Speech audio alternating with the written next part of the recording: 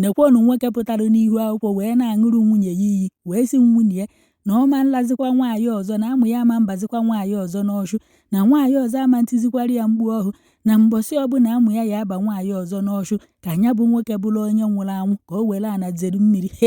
nke bụ na nwunye nwoke anụnwa bụ Mọmi G.O pụtakwalụ n'ihu akwụkwọ anụnwa wee na-aṅụkwalụ di ya anụnwa iyi wee si di ya na nwoke ọzọ ama mmetụkwa ya aka na ọ ma ntikwalụ nwoke ọzọ mkpu ọchụ na mbọsị nwoke ọzọ ya emetụ ya aka ka ọ bụrụ onye nwụrụ anwụ unu amakwa nke ka nke na o rubedu 2 days nwoke anụnwa ji wee pụta n'ihu akwụkwọ wee ṅụọ iyi anụnwa ka a na-akọwa na nwoke anụnwa alakwa n'ọchụ ọzọ nke bụ na nwunye nwoke apụtazi n'ihu akwụkwọ wee sị na di ya anụnwa na ọ ya anwụ na di ya anụnwa na ife kpatara o ji wee sị ya na ya bịa ṅụọ iyi ya n'ihu akwụkwọ ọbụ na di ya anụnwa bụ oke mkpi n'oge ọbụla ya na di ya nwee mmekọ nwoke na nwaanyị si di ya ebunye ya ọya nje na ọ na-akọ n'ọhụ ọ na-akọ n'ike nsị n'ọkwa ọgwọcha ọya di ya binyere ya di ya emetụkwa ya aka next 3 months ma o metụkwa ya aka echi o bidokwa kọwakwa ọkọ n'ọhụ ya na di ya anụnwa unu fụrụ ebe a na o nwekwa ife ọ fụrụ yi sketi ma ọ gaa na hapụ ya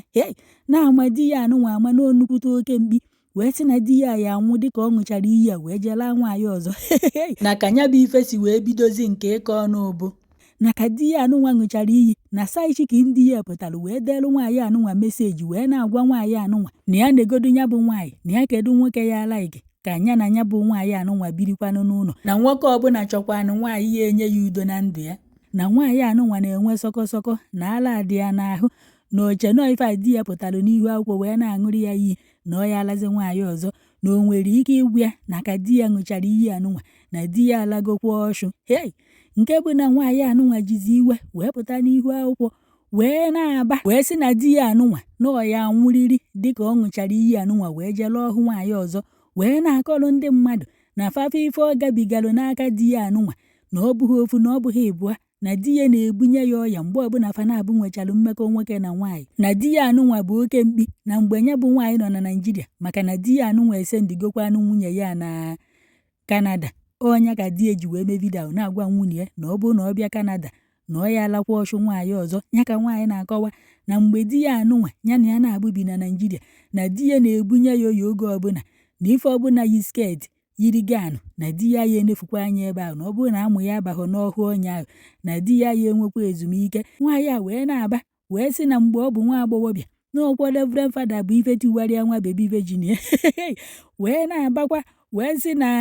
mgbe ya na di ya gbara akwụkwọ n'ụlọ ụka ndị Anglican chọọchị na ụkọchukwu ndị Anglican chọọchị gbalụfa akwụkwọ na onye akụziri di ya ime njọ kụzieru di ya inye di ya ebe ekwensu ka ya bụ nwaanyị na-akọwa si na di ya anụnwa unu fụrụ n'ọnụ na otu ndị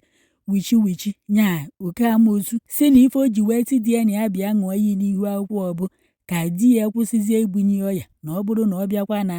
Kanada nwanụ fanọ na mgbe fanọ Naịjirịa nọọsọ infekshọn ka di ya na-ebunye ya oge ọbụla fana abụlachara ọhụ na sinsi o ji wee jee Kanada na ozukwara ike na ọ ha yazikwa ọkọ babangida di ya na-ebunye ya na mgbe o si Kanada nata bịa visiti di ya ebunyekwa anya bụ ife ọkọ kọbakwa ya n'ọhụ nke bụ na ndị mmadụ nọ na kọmentị wee na-atị na famadi nwaanyị a n'ebe obi na-aga palat na ya bụ nwoke bụkwa na oke mkpi nwaanyị unu na-afụ ebe a wee na-atị na di ya ya anwụrịrị dịka ọ ṅụchara iyi wee jee lụọ ọhụ nwaanyị ọzọ na ndị mmadụ laiki ya na fatinọ na-ayị ala na fatinọ nwee tọkọtọkọ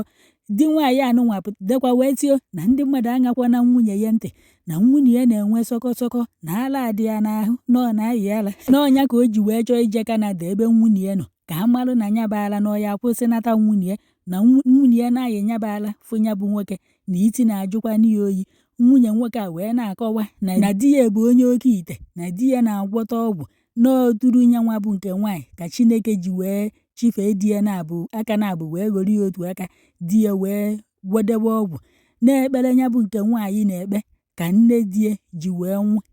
nwekwa na ife mmadụ anyị afụ na atị na nne di ya anwụọna nwaanyị wee na-akọwa na Chineke ọ na-efe situru nyanwa wee jee gbuo nne di ya abụ nke nwaanyị wee na-akọwa na ya anụrụ di na ezinụlọ be ndị be oke amoosu na ndebe di ya na-agwọta ọgwụ na di ya anụnwa unu fụrụ na ọ bụ ekwensu na mmadụ adịghọ na di ya bụ oke mkpi na ọ na-agwọta ọgwụ na ọ bụ onye oke ite ya bụ nwaanyị wee sịkwa na onye ọbụla di ya na-ala na nwaanyị ọbụla na-etiri ya mkpu ọchụ na Chineke ọ na-efe ya egbukwana ya bụ nwaanyị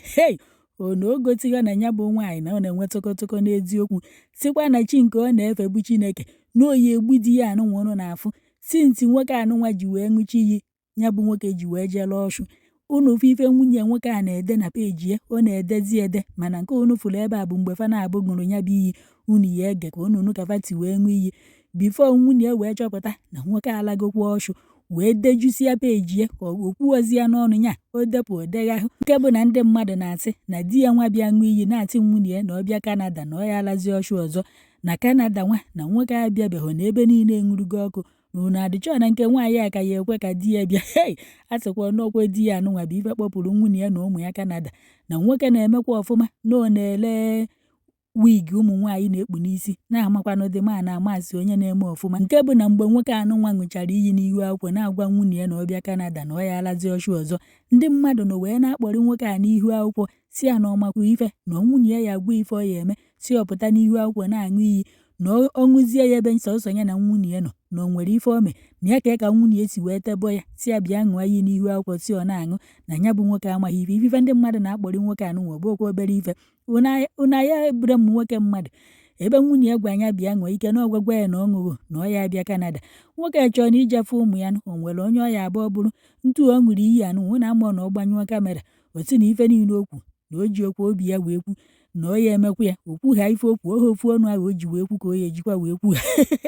onye lapụtakwara nwoke ebụkwasa ichiki nwoke ka ife iji wee jee debelu nwunye nwoke anụnwa meseji nke bụ na nwaanyị na-emezi ka onye na-enwe tụkọtụkọ n'ihu akwụkwọ na-atị na di ya anwụ na ndị niile di ya na-ara nafa ya anwụ. Unu a na-anụkwa unu adịchọ na iti dị nwaanyị ya mma n'eziokwu ka ọnọdụ ya ọ bụ na di unu ebunye ya ọya ịgwana ya na-ewelu okpu nnaba enyi na-eme andị ka m gwakwa ụfọdụ ụmụ nwaanyị ọya niile abụrụkwa so na mmekọ nwoke na nwaanyị ka esi ebute ya. Ụfọdụ bụ ebe a na-eme mposi ebe a na-anyụ mamịrị onwe ndị ahụ fa na-abụ fanyụ hakwa na mamịrị na pọblik fa eburugo ọya ma nwoke ma nwaanyị onwe ndị ahụ fa na-eme ya so ọya niile abụghị nọọ na mmekọ nwoke na nwaanyị ka esi ebute. Ụfọdụ bụ ebe iji anyụ mamịrị iburu ndị ma na ụmụ nwoke onwe ike ntu ọ na-ele afịa ndị mmadụ ya dabata na-anyụ mamịrị na ntị na chọpụ ya ọ na-abụ ọ kpazie nwoke ọya anyụ andị ọ bụrụ na ị na-ebute ọya ọsịsọ bifo ịnyụọ mamịrị were ife fichasịa ebe ahụ were ife ji asa ife saa ya fichaa ya ịnyụọ mamịrị ọ bụrụ na ebe ka ị nọ na-efichi ya everyday ka ị ghara ibute ọya maka onye ọzọ nyụhakwa anachifo ifichagharị ya nyụọ ya bụkwa n'ihi ebutekwa ọkụ ọbaba ngida. My lovely wife, my mama, no ma'am. As you directed by God, and I want the best for you and my children. I don't want it to be hurt any longer. I want peace in your life. I want peace in my marriage. I confess and I promise, if I ever come to Canada and cheat you, let me die in the name of Jesus Christ. I want to be the best husband for you, my wife. They have tried staying 3 good years without me and your children. I want the best for you. I want the best for my children.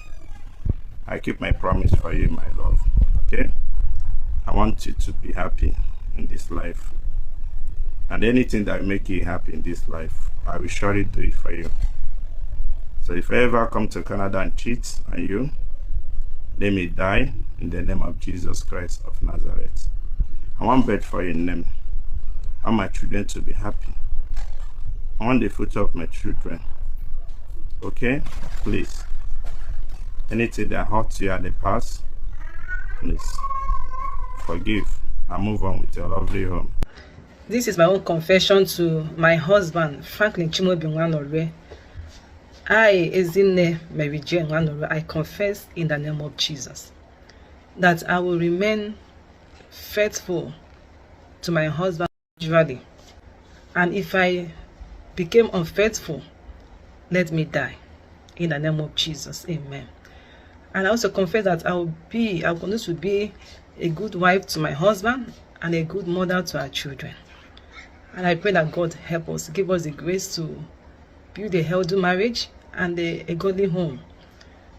and to make an impact positively for Christ to the whole world. And God help us in the name of Jesus. Amen.